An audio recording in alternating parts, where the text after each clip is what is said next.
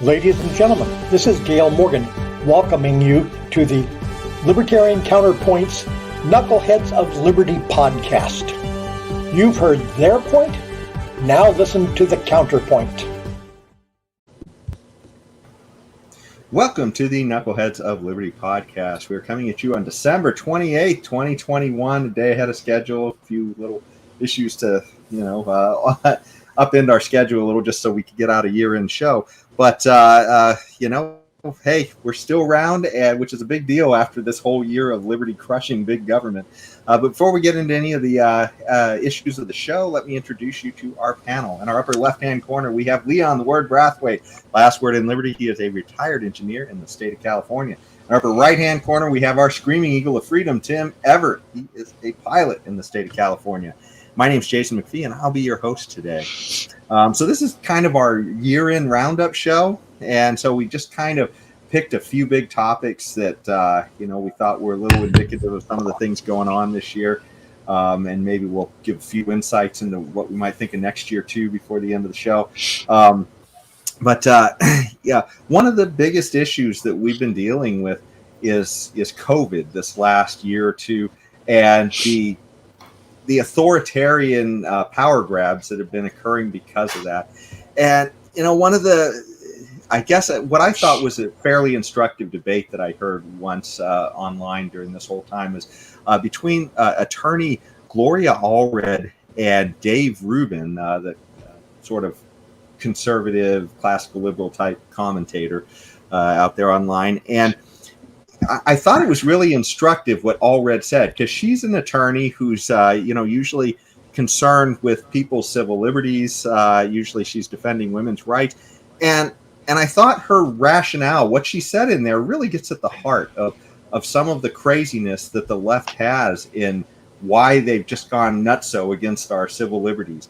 And so I wanted to read to you this quick quote from the debate. And what she said is, it's really not about rights. It's about life and death. And of course, kids can also be carriers of COVID. And in addition to that, I think it's really important to understand that this is not a political issue. It shouldn't be. It should be a scientific and health issue. And, the debate went on. But I thought those were really key points because, one, here's an attorney, a civil rights attorney saying, hey, this isn't about rights.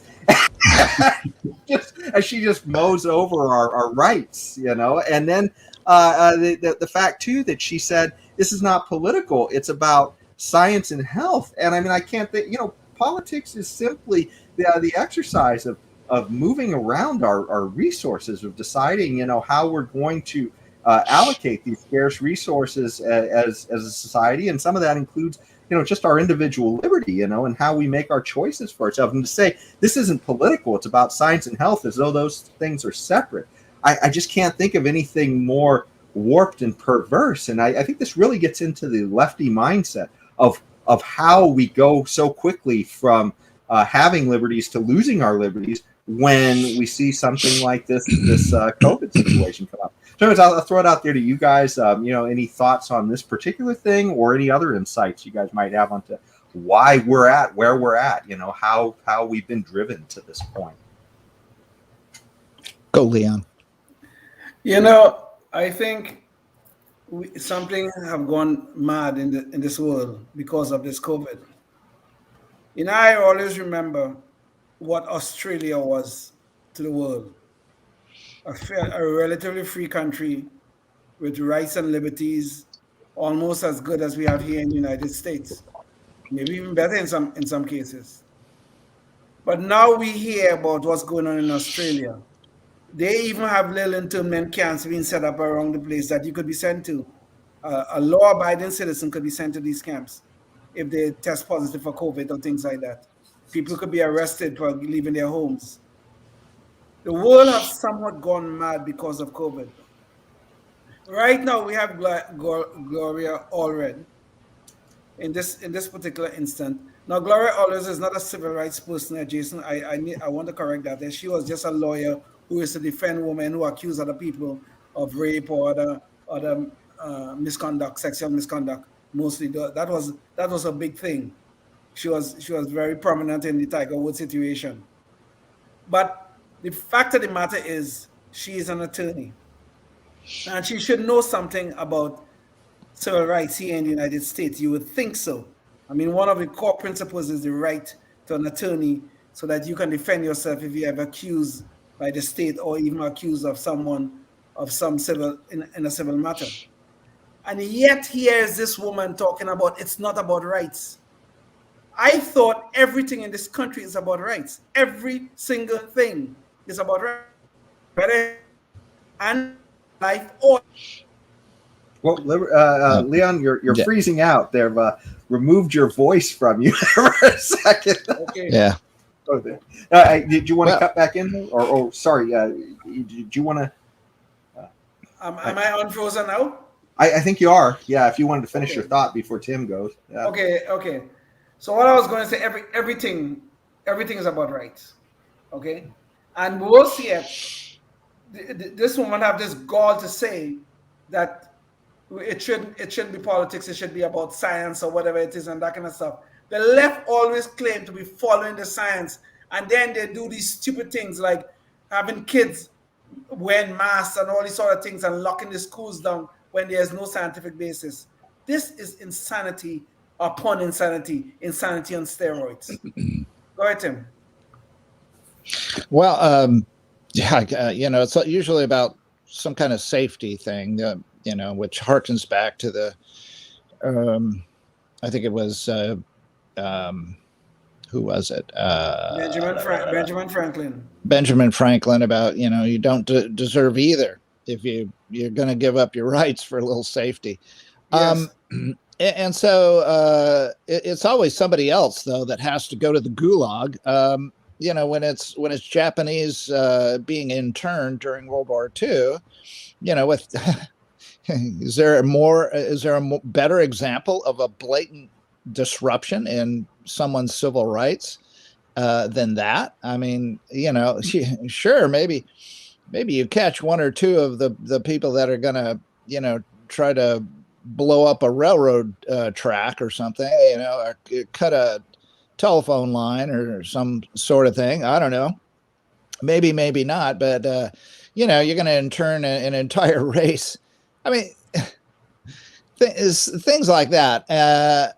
So when a COVID thing comes along, I guess you could say that we've, as a country, as truthful as Leon's description of the importance of rights in the discussions and the principles of the United States, and they are, but they're so easily usurped. I mean, first thing comes along, oh gosh, World War II, Japanese bomb Pearl Harbor, let's lock everybody up, right? I mean, of course, it's for everyone's safety.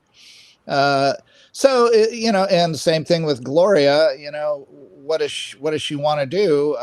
Force people to be vaccinated? Is that the idea, Leon? She supports the vaccine mandates. Yes. Okay.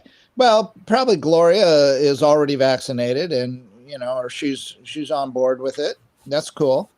So am I. But I'm not on board with forcing everybody else. But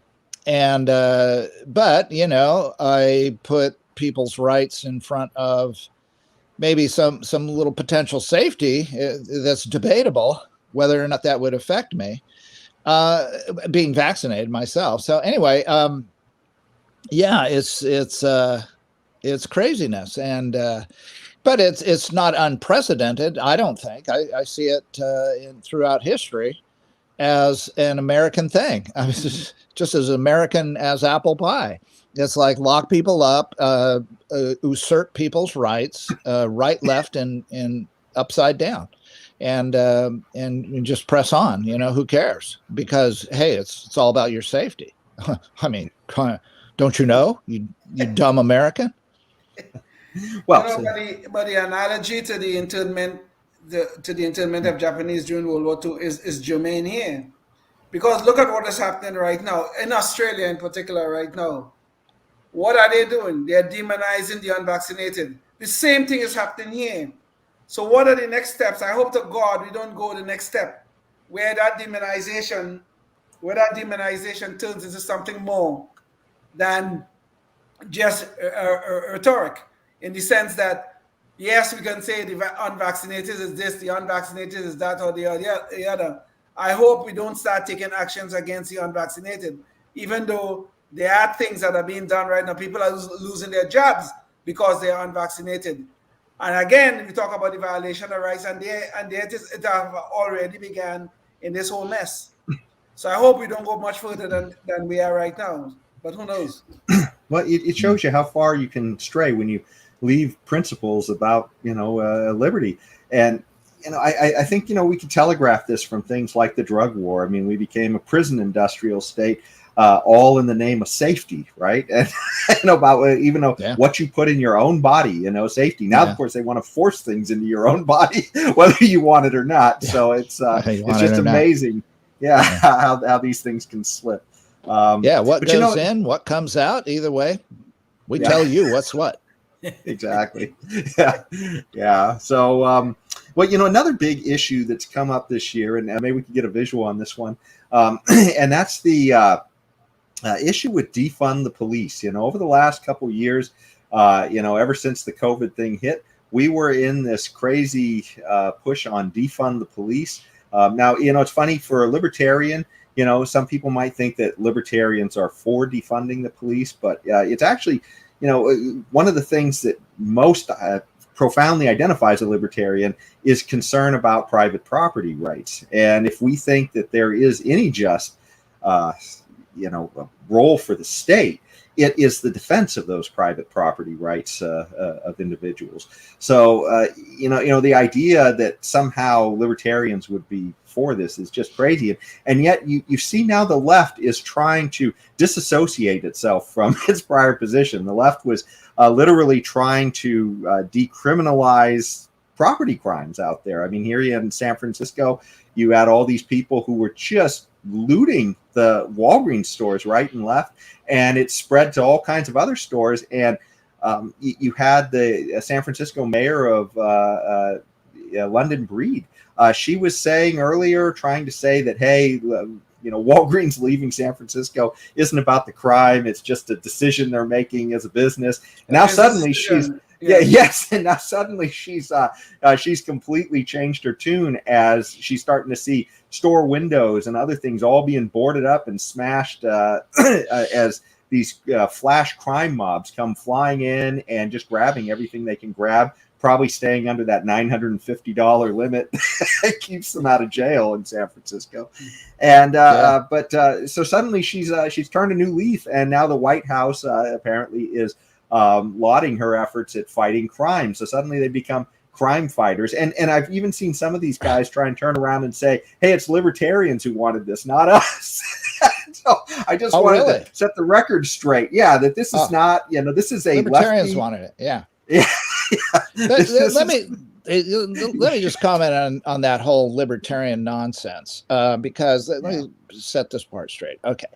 Libertarians are not in favor of getting rid of police when it comes to protecting the rights of individuals by law enforcement, which is what the police do. They enforce laws. So when the government comes along and they create so many ridiculous laws that it just has a super high percentage of people incarcerated for drug crimes and other crimes related to the whole drug industry, the black market that crops up as a result. And Tim, let me just jump in. The broad term victimless crimes. Victimless, right, exactly. Yeah, victimless crimes. When you have so many laws on the books, and when you're a cop, you don't get to pick and choose which laws you enforce. You got to do it all, right? So yes, some of them are extremely enthusiastic about picking the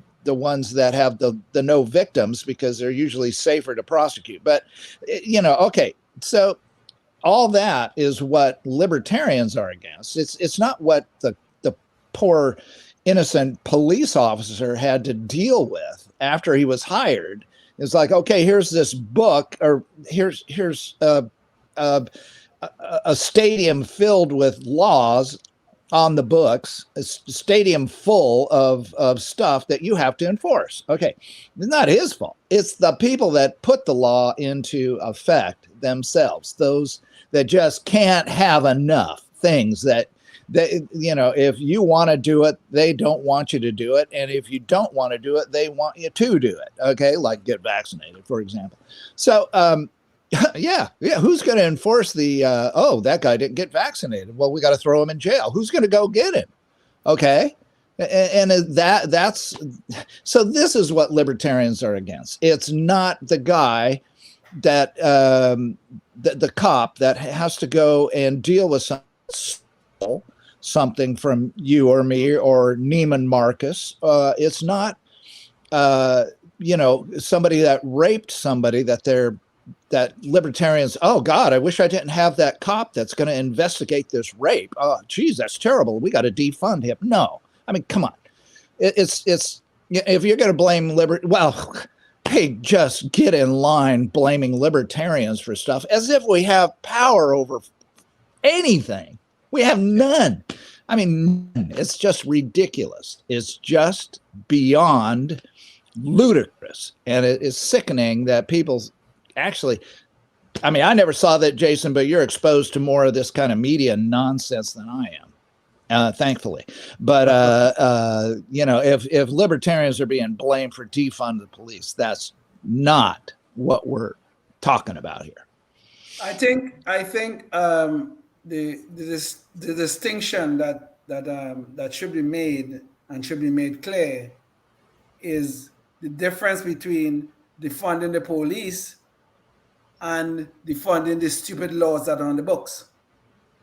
That is the distinction here. We support the defunding of stupid laws, like most of the drug laws. We support that, but we don't support defunding the police.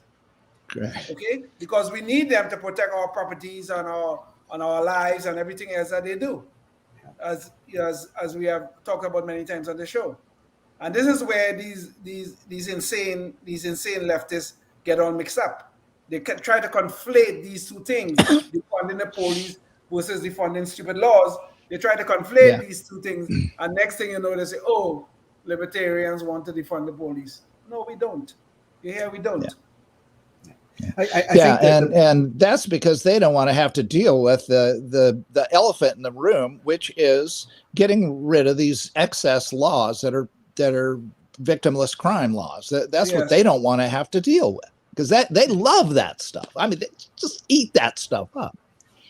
Yeah, and I think that's the issue, right? It's about simplifying government, right? If you want to defund the police, defund it because we have less need of the police, because we have less stupid laws on the book. I mean, that's the crux of it. But it's not about saying, hey, we're going to stop policing property crime. That's crazy. I mean, the bottom line is what's the point of having a government if it's not to protect people's individual rights, against aggressors? It's exactly what's the point? Yeah, and another point too is don't tie the hands of potential victims by disarming them. So defund the police, because you don't need a cop to investigate a rape, because the rape victim pulled out her Ladysmith and pumped 3 38 caliber bullets into the potential rapist, the guy that was trying to rape her. Okay. And now he's dead. Now, oh, okay. I mean, who do you send out there? Well, I don't know. Coroner. Well, But this is a big problem, though. This is a big problem you're raising, though, Tim, is that these idiots want to defund the police, and then on top of that, they want to disarm us. Yeah. Yes. Okay? Yes. This is a real problem. So the police can't defend us, and we can't defend ourselves. So what is left? Well, the criminals, they're the winners in all this. There's winners and losers, and government's job is to pick which one's which. Well, in that scenario, the winner is the criminal, the biggest, the strongest, and the most, and gangs, and the losers are the victims of all these crimes. Well, but this begs the question too of whose hands are the right hands for a gun, and we assume, I guess lefties assume it's the state. And that brings us to our next story too, that's related to this whole defund the police. And maybe we could get a visual on this. This was a picture of the Capitol police officer who on January 6th, after all of the defund the police movement, after all of the riots we had for burning down places, for police using excessive force against people, you had an unarmed woman, Ashley Babbitt, there in the Capitol, and there were police all around with guns. There were no gun amongst the protesters inside the Capitol, and Ashley Babbitt was shot dead by this guy. And the left didn't bat an eye. And what he said is, I saved countless lives that day when he shot. Yes. From this dangerous girl. Yeah. Exactly. This unarmed girl. Yeah. He shot an unarmed woman who was there. Is certainly, in a political protest as every bit as much as any protest related to George Floyd that year. This was a political protest. And the idea that she could be shot dead and then be vilified afterwards, and he could essentially be sainted after all this happened. Yeah. It's just insane. And he wasn't even investigated. And he had issues with leaving his gun loose in the Capitol before, just all kinds of crazy scenarios. And yet no investigation to say, hey, this guy, should he have been fired for using excessive force after what we saw the Democrats pull all year. You guys have any quick thoughts on that? I want to take you back. I'm sorry, Tim. Go ahead. Tim, you want to go? No. I was waiting on you. Okay. I want to take you back quickly to Columbus, Ohio, when a white police officer, shot a 15 or 16-year-old black girl. But that little black girl was about to take a knife and bury it into the chest of someone else. Now, everybody vilified that police officer for doing that. Okay, he saved the life of actually saved the life of that woman who was about to be stabbed. But look at this situation here. An unarmed woman, though you could argue that she was probably trespassing, she probably was, but an unarmed woman was at the door of one of the doors within the Capitol. A police officer shot her, killed her, and nobody bat an eye. Nobody cared about this woman's life. Nobody had an outrage about it. This is the hypocrisy here. It depends on who does the killing and who dies is where the media is going to respond. And the response is dependent only upon who died and who did the shooting. That's all. That's the hypocrisy. Yeah, that's the hypocrisy. If the dead woman is got the stench of Trump all over her, exactly, no problem there. I mean, Trump supporters don't have any rights. Are you kidding me? And you've got a black police officer killing a white woman. What's wrong with that? There's nothing wrong with that if you're on the left. I mean, it's almost like saying that Joe Biden shouldn't be president. The left doesn't like that thought. So they don't like the thought that, you mean you actually have to have the normal self-defense requirements when you claim that you had self-defense justify your actions against a Trump supporter? No way. We have way lower standards for those Trump supporters, Those subhuman Trump supporters. Subhuman, correct. Yeah, who were just identified as MAGAs. But anyways, before we, some people say maggots, but it's okay. Yeah, there you go.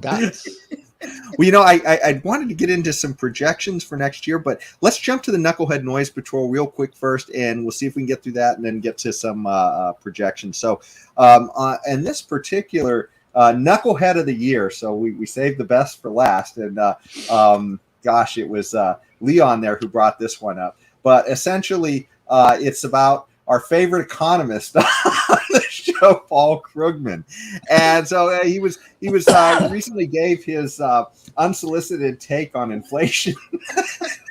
And I think at least for most sensible people, his opinions are unsolicited.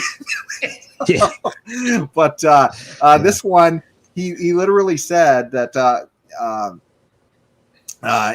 inflation, he was essentially knocking the idea that inflation hurts poor people. And so what he said is, inflation especially hurts the poor has truthiness. It sounds like it should be true, but I don't see either evidence or a mechanism. Inflation redistributes from creditors to debtors, not exactly a burden on the bottom half of the income distribution.